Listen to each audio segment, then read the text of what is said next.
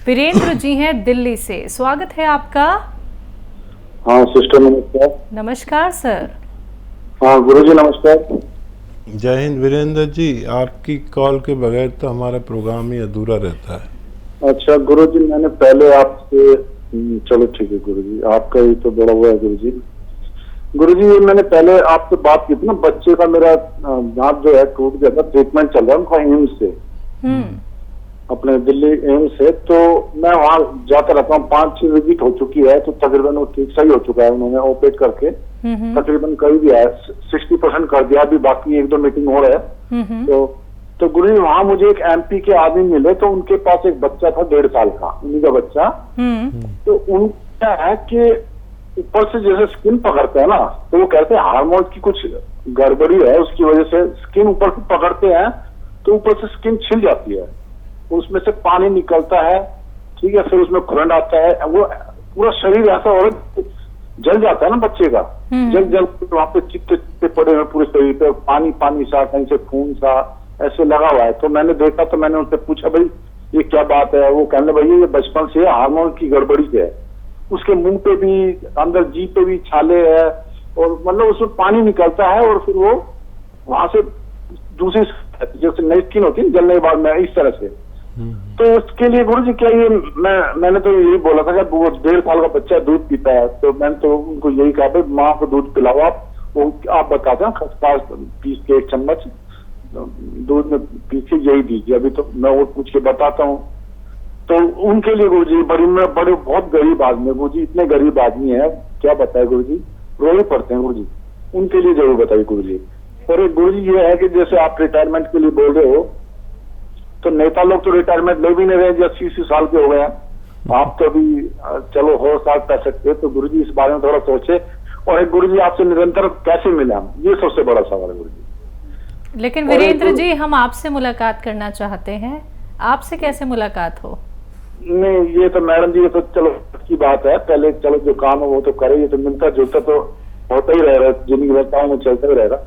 और गुरु जी ये सवाल जरूर बताना गुरु जी, बच्चे ने ये जो बताया था गुरु जी, बिल्कुल गरीब है वो, मतलब वो इस कदर रो रहे हैं, पूरे जीभ पे भी छाले गुरु जी, होठ पे भी, जीभ पे भी, सिर में भी, पूरा ही, मतलब जैसे मैंने कहा था एक आप बता था रेडियस का, एक मैंने आपसे कहा था, जिक्र किया था रेडियस का, वो तो बॉम्बे गए हैं वो बंदा, तो ठीक है वो कह रहे बॉम्बे में ट्रीटमेंट करा हूँ, तो उनको रेडियस का मैंने बताया जगह जगह थक के, तो ये तो उनसे भी मतलब पूरा शरीर जला हुआ एकदम। ठीक है, इसके लिए धन्यवाद गुरु जी। हाँ वीरेंद्र जी बहुत ही बेहतरीन दिल के मालिक हैं, तड़पते हैं लोगों की सेवा के लिए, और एक बच्चा जो बहुत छोटा है उसके लिए भी तड़प रहे हैं। वाकई वीरेंद्र जी ये तड़प अगर सबके अंदर हो जाए, सबके लिए, तो उद्धार हो जाए भारत का। हम भी तड़पते हैं, और ये तड़प ही है जो आपको हमसे मिला दिया है। हाँ देखिए, बच्चे को हम कुछ भी नहीं दे सकते, और वो बहुत बड़े डॉक्टरों और रिसर्च के तौर पर उस बच्चे पर काम हो रहा है। और आपने बिल्कुल सही फरमाया कि उसकी माँ को कुछ दिया जा सकता है, और वो नुस्खा भी आपने बताया, खसखस खूब बारीक पीस के 1 चम्मच और 1 ग्राम गौन मोरिंगा सफ़ेद उसमें मिलाकर माँ को एक बार 1 गिलास में दें, यानी 1 ग्राम गौन मोरिंगा सफ़ेद और 1 चम्मच खसखस और दूध में पीसकर खूब बारीक माँ को पिलाएं। और माँ जब उन्हें दूध पिलाएगी तो शायद कुछ फ़ायदा उस बच्चे को हो।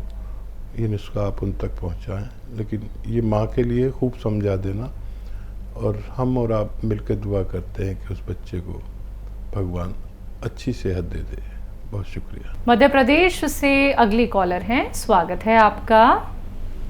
हाँ जी, सलाम वालेकुम। वालेकुम अस्सलाम, आपका नाम क्या है? रशीदा। जी रशीदा जी, मध्य प्रदेश से बोल रही हूँ।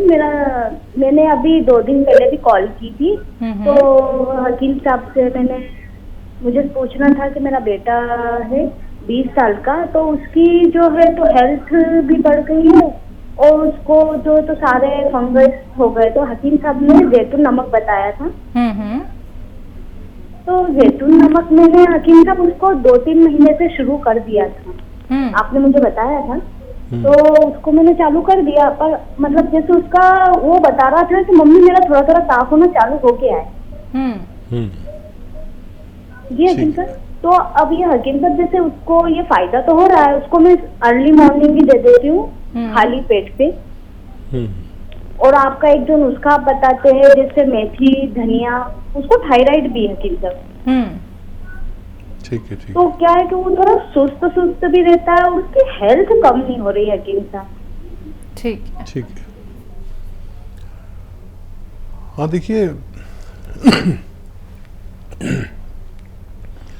हेल्थ कम होना नामुमकिन है अगर थायराइड कंट्रोल ना हो।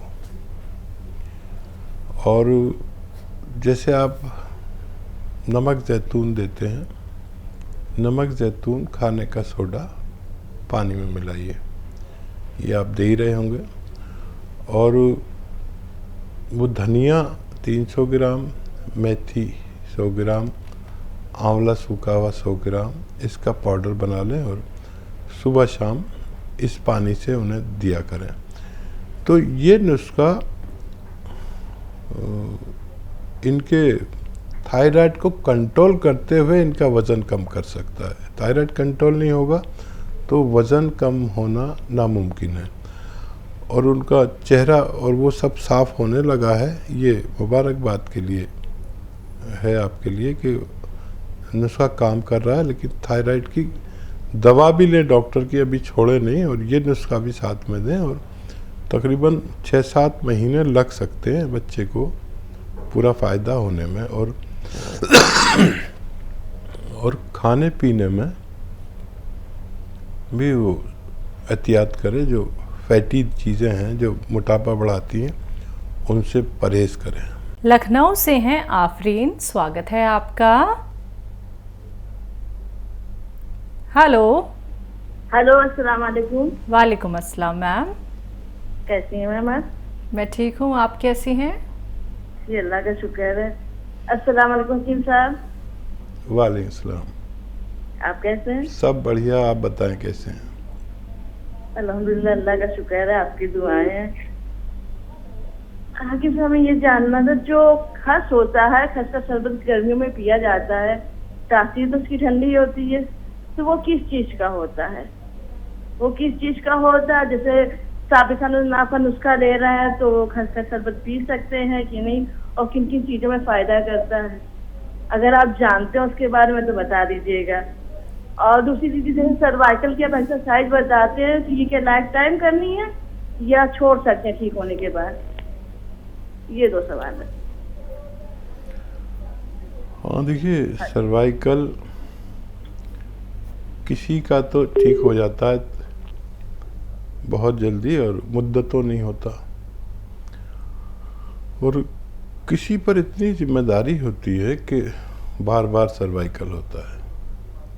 इसके बहुत एहतियात हैं, लेटने बैठने की, हर तरह की एहतियात है, और किसी किसी को बार बार होता ही रहता है।